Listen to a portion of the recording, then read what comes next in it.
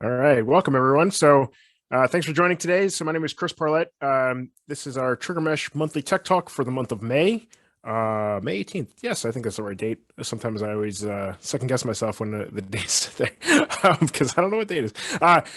So I'm Chris. So we're going to be talking today about normalizing multi-cloud security notifications with TriggerMesh, as well as a couple other tools. So we'll talk a little bit about TriggerMesh, kind of the overview of how that works, and then we'll talk about how this plugs into the CSNF, and we'll introduce you to that concept of taking a bunch of security notifications from different cloud providers and normalizing them so you can kind of do something with them in a much easier fashion. So my name is Chris Parlett. So I'm a senior solutions architect here at TriggerMesh. I'm in Silver Spring, Maryland, which is just north of Washington, D.C. So I'm on the East Coast of the U.S. You can see here is my contact information. I'm C Parlett on pretty much anything. The trick there is to spell Parlett correctly. So that's going to be the trick. You'll see the dogs over here. So I try to update these slides with some recent pictures. So this is a picture I took of my two dogs. So the black one is Lulu and the tan one is Wednesday, named after Wednesday Addams. I thought this was a cute picture. Remember how cute they are, because over the next 30 minutes or so, if they start barking like crazy, just remember the cuteness, not the barking, right? So that's why I'll try to put, make sure you see the face so that you think about that instead of think about how ferocious they sound. Some other information over here. So the key things here are going to be triggermesh.com. So if you have any questions or information, you can go to triggermesh.com. That's where our documentation is, some links to white papers, things like that, blog posts, all that kind of stuff. And then github.com/triggermesh/triggermesh. So TriggerMesh is the organization, I think it's called in GitHub, and then TriggerMesh is the project. So everything in TriggerMesh is open source, so you can check it out, and open pull requests, open issues, all that kind of stuff. See the code, star it, check that out over there on GitHub. So feel free to kind of check that out. So first, what we're going to do is we're going to talk a little bit about TriggerMesh. That way, if you're new to TriggerMesh and you're joining and you don't know what TriggerMesh is, we'll talk a little bit about that. If you do know what TriggerMesh is, don't worry. We're going to just kind of keep this high level, and then we'll get into the good stuff, right? So TriggerMesh, what our goal here is to really start simplifying the world that enterprises are facing, right? So even startups have just a ton of different things that you use. You have different cloud providers, right? Almost everybody has at least one cloud provider, if not more than one. And maybe you only work with one. Maybe you only work with AWS, but someone else in your organization probably works with Azure. Maybe you have some Google Cloud, maybe Alibaba Cloud, Oracle Cloud. But then on top of that, you also have these SaaS platforms. You have Salesforce. You have these chat tools like Slack. You have Twilio. You have MuleSoft. You have all this stuff flying around, right? And so it's like, just making sense of it all and making sure everything gets to where it's going is a struggle, right? We see this all the time where you have information silos, data silos, where it's like, oh yeah, all this stuff that I need is in Salesforce. How do I get it into my Azure functions?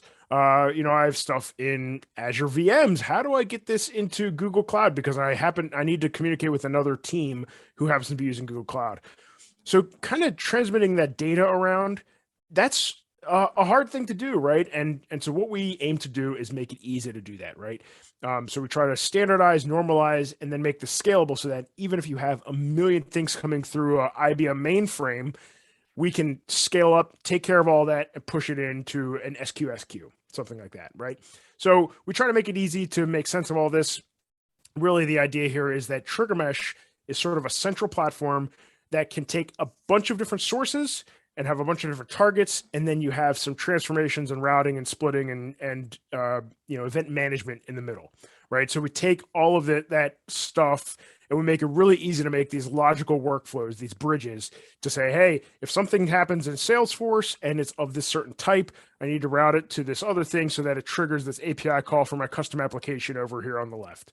So, you can kind of just take this bridge idea, and it can be a singular thing, like one thing on one source and one target and some transformation in the middle.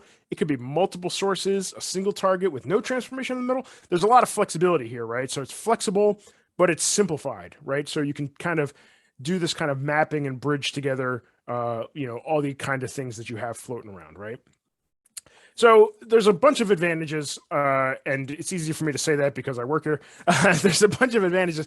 The things we're going to focus on today, though, we're going to focus on the multi and hybrid cloud aspect. So that's point number 2 here. So we're going to show you how you can pull from multiple different sources that are all different public clouds, or even on-prem, or even other tools, right? But we're going to show you some multiple public clouds, how you can pull different events from each of those and kind of push them into one, unified tool, right? So we're going to show you the multi-cloud aspect of it. Industry standard, I'm going to keep it high level because we do run on Kubernetes and Knative, but that's not the important part here. The important part is that we're taking these events and normalizing them. The other thing I'm going to highlight here is the extensible. So that's point number 5 over here. Extensible. So we have some things that we've built out, but we make it really easy to build your own. So if you want to write your own custom transformations in Spring Boot, it's very easy to do that in TriggerMesh and drop that in the middle, and we take care of the sources and targets, and you just write your transformation logic, right? If you want to do that in Python, you can. If you want to write your own target to a custom application, really easy to do that. If you want to send things in from a custom application that you guys write in-house, we can do that very easily. So it's very extensible, very pluggable. The other thing here is open source. So TriggerMesh is fully open source. And then the CSNF, which we're going to get to in a minute here, that's also open source. I'm going to show you the source code for the CSNF, and so you can actually go and find it and get it, right? So those are the main highlights that I'm going to highlight today, but there are obviously a ton of advantages. We'd love to talk to you more about that. So let's talk about CSNF. So CSNF is the Cloud Security Notification Framework. So what this is a tool put out by a organization called ONUG, O-N-U-G, onug.net. So ONUG, what they do is it's sort of cloud enterprise collaborative, I'm going to call it. And people who are from ONUG, I don't know if you're going to hate me for saying that, but I mean, that's what the benefit I get out of it is. You have people from these large enterprises who are, doing things in the cloud, doing security stuff. They're doing networking. They're doing, VMs. They're doing technology, infrastructure, all this stuff. And everyone's getting together and sharing ideas and coming together and kind of building cool tools, sharing ideas, sharing topics, and talking about and discussing these kind of, things that enterprises face, right? So that giant mess of stuff that we were talking about earlier, these are the kinds of problems that they're tackling. And I think it's really great to just collaborate with people. Sometimes you just hear things and you're like, at least I'm not crazy. Like this is happening to them too. That's nice to hear. These are problems that everyone has and everyone's trying to work on them, right? Everyone's trying to make things better. So that's what ONUG does. So one of the things that they did is they've been working on this project called Cloud Security Notification Framework, so CSNF. So the point of this is to basically say you have multiple different clouds. You have security events that happen in these different clouds. How do you take all these different security events that all look different, right? Because Oracle Cloud security events are not going to look exactly the same as Azure security events. They're not going to look the same as Google Cloud security events. They all are slightly different. Everyone does things, they're all similar, but they're all different, right? So you can't just say, oh, shove it all into my SIEM or SOAR tool and just deal with it, right? Because that means you'd have to write multiple different playbooks for each of these different events and say, okay, I got to take this and do this and look at this field, but over here on this Azure event, it's a different field. On Oracle, it's a different field. It's a big mess, right? So what the CSNF goal is you take multiple different clouds with multiple different security events that all look slightly different, and we normalize it, right? So we standardize. That's the Cloud Security Notification Framework. So we're standardizing into this one type of event that has these specific fields. And that way, when you pass this on to your SIEM or your SOAR tool or Splunk or whatever, or notification tool, basically you can say, hey, when this event comes in, I know exactly what fields are on it. I know exactly what I can need to do with it. I can write one playbook to deal with all these different events, all these different types of things. And I can really simplify my life by basically standardizing this event and maybe decorating it, right? So you can also optionally say, I need to add certain fields that are specific to us. So that's what CSNF is trying to do. So this looks, might look kind of complex, but here, that's the kind of overarching goal. So let's kind of step through this a little bit. So on the left side here, kind of the middle left, you see here's where the inputs are. So you have Oracle Cloud events coming in. You have Google, you have Azure, you have AWS, you can have all these different kind of events coming in, right? So they all get put on these queues. And what happens is they get fed into TriggerMesh. So up here in the upper left, this is where we're reading from all those different multiple sources, and we're standardizing the events. So we have that transformation in the middle. Remember, we said sources, transformations, targets. So the sources are all these different cloud providers. The transformation in the middle is standardize these events and map all these mappings and all this kind of stuff, do all the magic, right?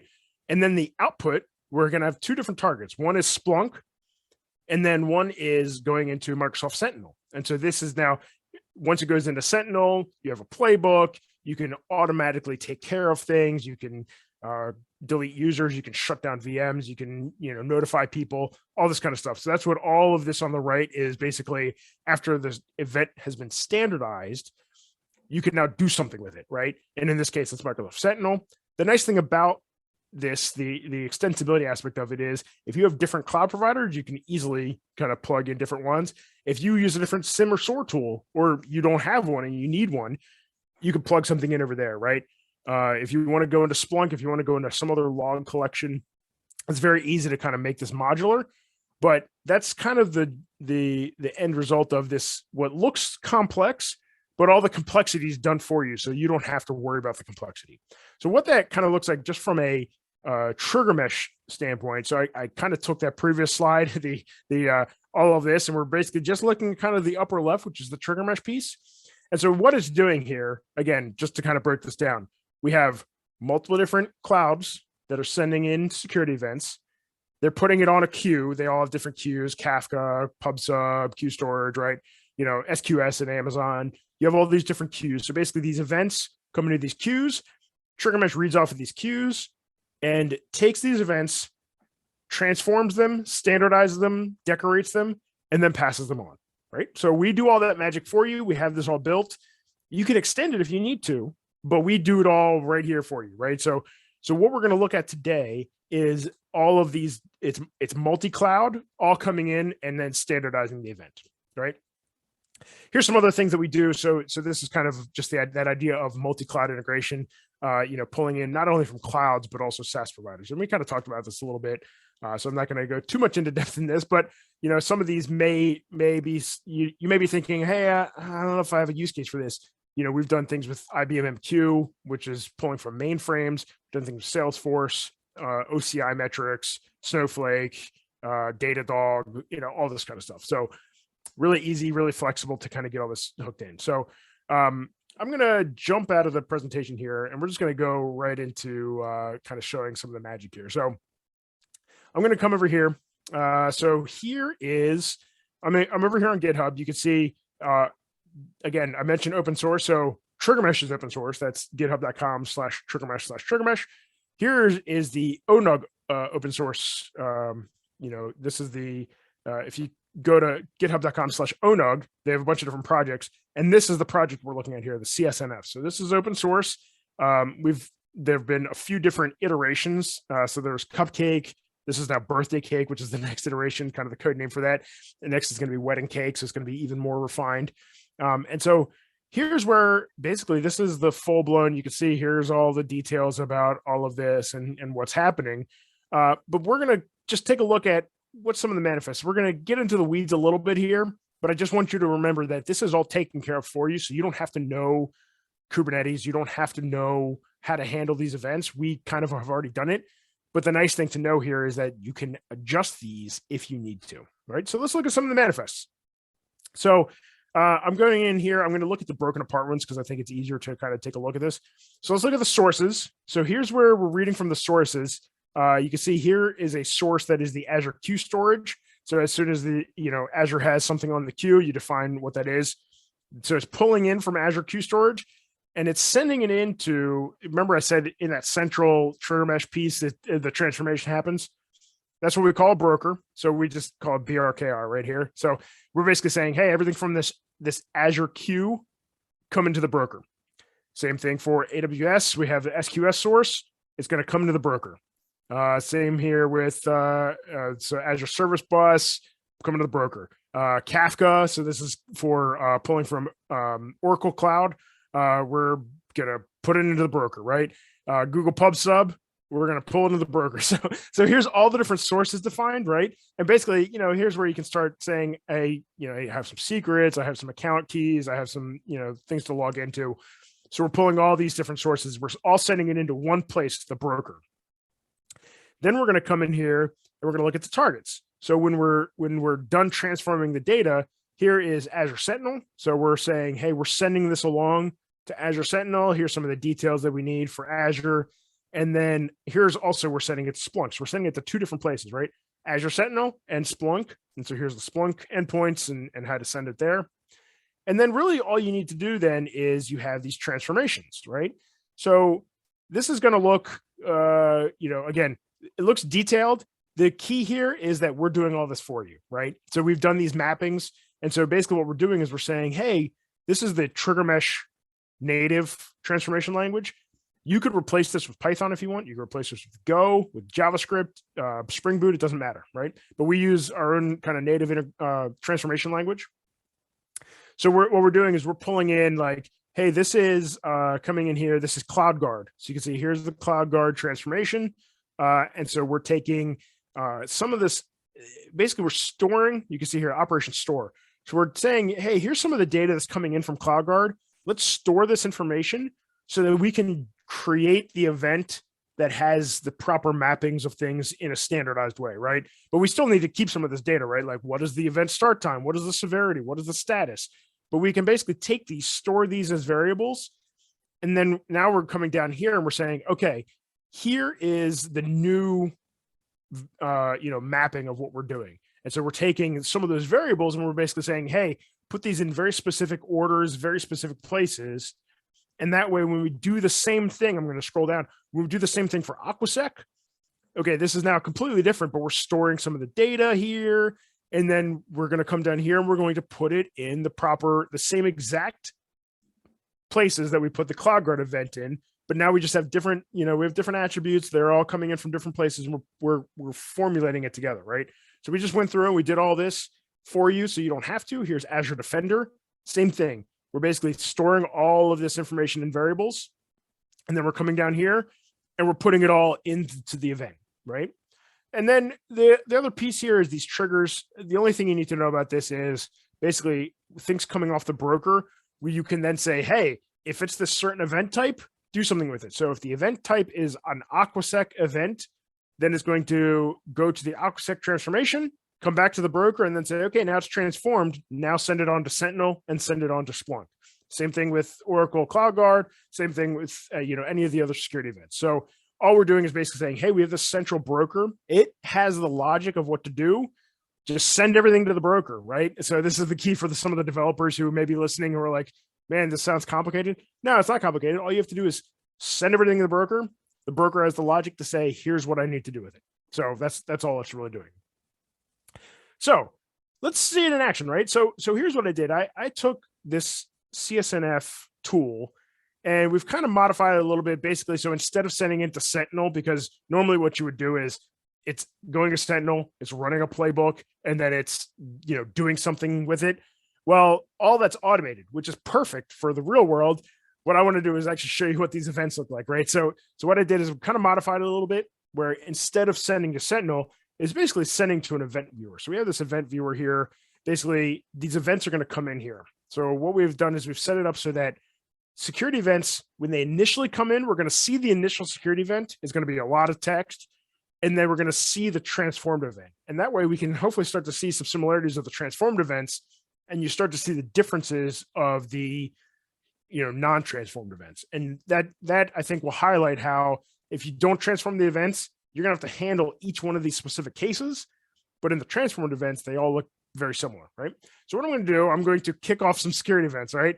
So I'm on a different screen right now. I'm going to kick off some security events.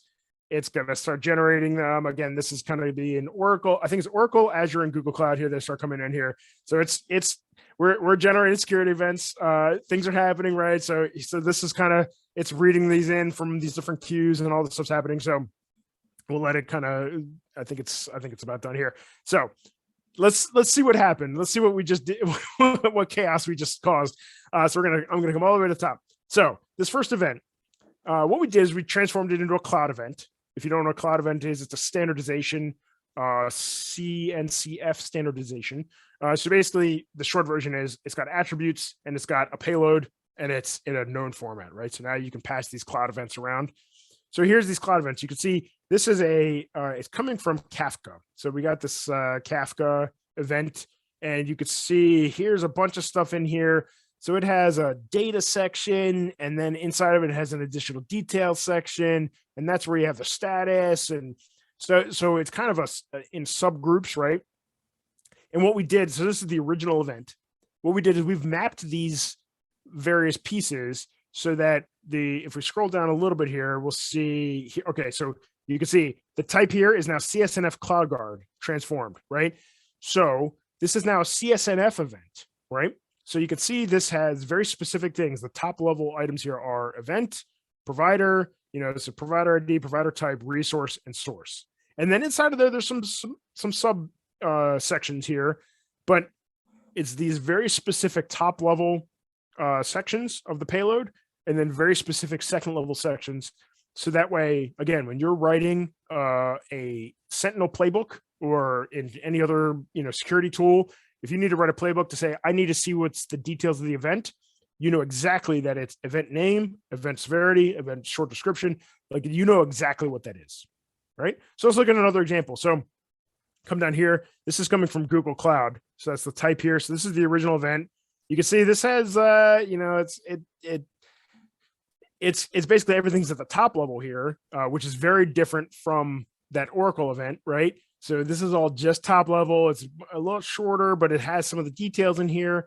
So again, if I come down to the transformed event, you can see here CSNF Aquasec. So this has event, image, provider, provider ID, resource, source, right? So it's very specific top level stuff. So it's mapped in the exact same way. So now I have the event name here. I have provider name is Google PubSub, right? So it's like I can now very quickly in any kind of script that I write, in any kind of tool that I'm using, I could say the provider name, that's what I need to see, and resource identifier, resource name, resource region. So it's a standardized event. So let's look at one more example here. Wow, this is a long one. So this is from Azure. So it's got a whole bunch of stuff in here, properties, extended properties, all this stuff. The nice thing is we do have the original event. So if you need the original event for something, you can store that locally in Splunk or something like that. But a lot of times what you do is you'll take this original event and now you get the mapped, again, CSNF. So basically what we're doing is we're saying, okay, event, provider, provider ID, resource, source, and then this one has some decoration on it. So this is sort of an optional decoration that you could do yourself if you want to decorate it, add additional things. Maybe you need to pull some information from a CMDB about this resource. You can do that and decorate the event with it. So again, this is very flexible, but it's now standardized. It's now much easier to digest, especially in a programmatic way, to say, okay, provider name, Google PubSub, provider resource, we got all this stuff in here, right? Here's Azure Defender, events, provider, provider type, resource. So it's very easy now to then just dig into that. So I think that's the big takeaway here is, again, we've done a lot of the complex stuff for you so that you can basically just take these events and map them into a standardized event. So this is a use case for security. This can be used in other event types as well. If you have other multi-cloud events that are happening and you need to know about it, whether that's infrastructure events, monitoring events, things get triggered, stuff like that. Maybe physical IoT devices. Maybe you need some events on that. You need to standardize those. All of that is possible here, but we've done this already for you. So this is all open source. It's ready to go. You can download, install it, and run it. We're going to be making some more, additions to it over the next couple months here.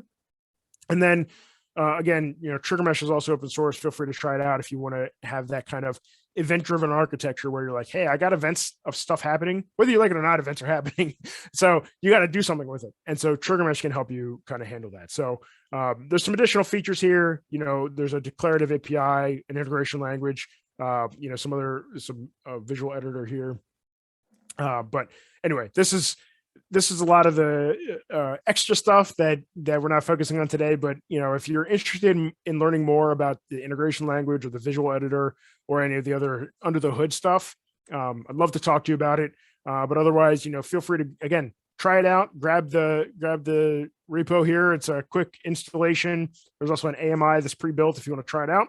But then otherwise, I can definitely show you a demo and kind of explain how it would work for what you're doing. And I just saw a question. Oh, it looks like it was answered by Greg about TriggerMesh built on Kubernetes and Knative. And the answer is yes. So under the hood, again, this is stuff that you may or may not care about, which is we are built on top of Kubernetes and on top of Knative. The end of the day, the benefit to you is that it's highly scalable. It scales up to whatever you need.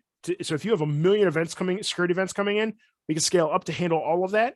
If you have no security events coming in, it doesn't waste a lot of resources, right? It keeps it running at 0 or near 0 to basically say, hey, I'll be ready when security events happen, but otherwise we're fine. And so nothing's going to do. So that's the real benefit to you as far as running on Kubernetes and Knative. Cool. So I hope that was helpful for you to kind of see the CSNF. I'd love to talk to you more about it. Definitely check out ONUG, check out CSNF, the notification framework, check out TriggerMesh. Love to talk to you more. There's a Slack channel for TriggerMesh if you'd like to talk more. There's a Slack channel for ONUG if you'd like to talk to the ONUG folks and kind of collaborate on enterprise cloud problems. Love to talk to you there. I'm there. I'm in the TriggerMesh. The question is, what is ONUG? ONUG is a collaboration. It's enterprise cloud collaboration. So I kind of touched on that earlier, but just in case you missed that, basically it's a collaboration of a bunch of folks from these large enterprises that are solving these large scale problems, right? So it's really great to kind of talk to and kind of hear other people kind of solve similar problems as you. So anyway, thanks for joining. Really, really glad you could stop by. Let me know if you have any questions. Feel free to reach out. Again, CPRLED pretty much everywhere. And then just love to chat.